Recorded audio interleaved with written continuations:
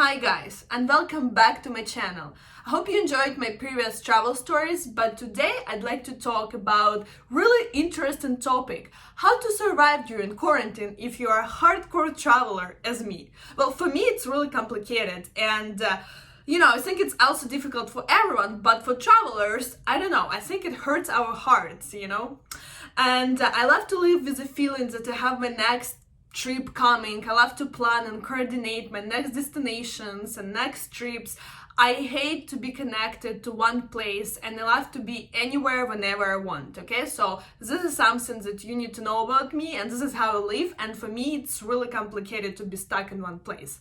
And I don't know if you've seen in my previous videos, I was even crying in my car because I felt that, I felt helpless, right? So, I'm gonna give you some tips that are helping me to go through this time, and maybe these tips will be useful for you as well.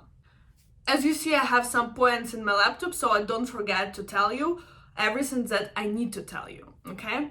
First, try to keep yourself busy and try to make the most of the time you have right now. I understand it's complicated, we're all lazy, I'm lazy as well, but for me it really helps to organize my time. And when I feel like, okay, so I have to go and work out in the mornings, then I have to work a bit during the day, then I go paint in the evening, I have less of all the thoughts about traveling and why I'm not there, and I could be in Peru or Ibiza, but I'm here, so this really helps me to go through it.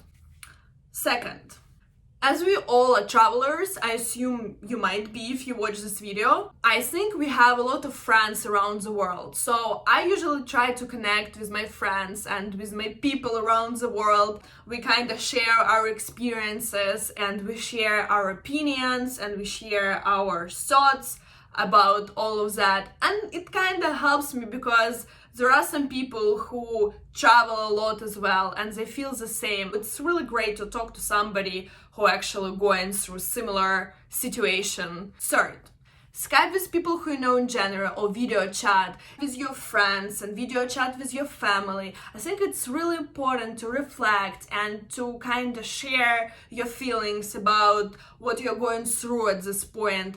And I think it really helps us now to connect to each other. So I think it's really important to be connected to friends and close people in your life. Fourth, and that's what I did. I moved in with my best friend because I knew if I'm gonna sit at home every day alone, that's not gonna be anything great for me. So I was like, hey, Anna, her name is Anna, I was like, do you want to move in with me? We rented a 2-bedroom house and we live together right now, and we have some ground rules in order to don't get into fights.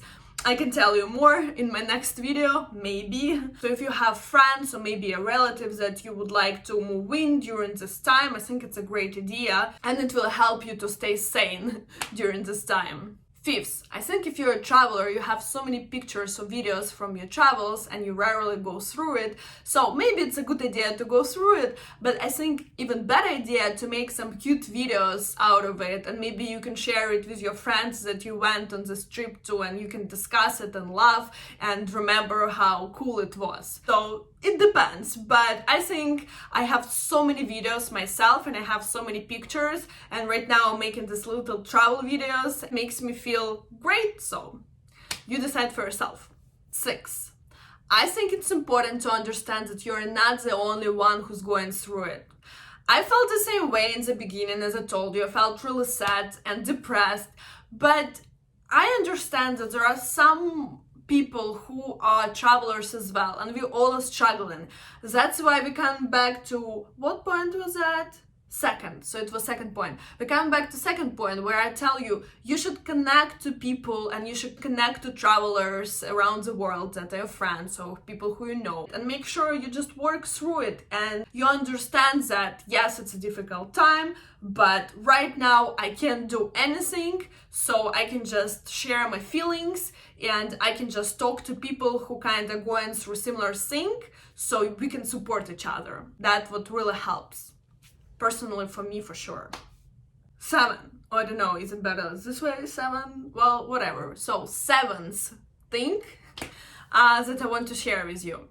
I think if you travel a lot and now you have some spare time, it's a great idea maybe to learn that new language that you always wanted to learn. I personally really wanted to learn Spanish. I didn't start learning it yet, but probably if this quarantine gonna go for another month or so, I'll start learning Spanish. So yeah, I think it's a great idea to maybe learn another language, and this way you're gonna have even better experience in your next travels and you can feel even more local with the new language you will learn. AIDS? Well, AIDS. I think we should all try to stay positive. Thank you so much for your attention. I hope my tips helped you. Please watch my previous travel stories about me being stuck in Brussels, me getting lost in Ibiza, and some other ones. I'm happy that you are here with me. Please like this video, subscribe my channel, and I hope we all gonna be able to travel very soon. Thank you so much.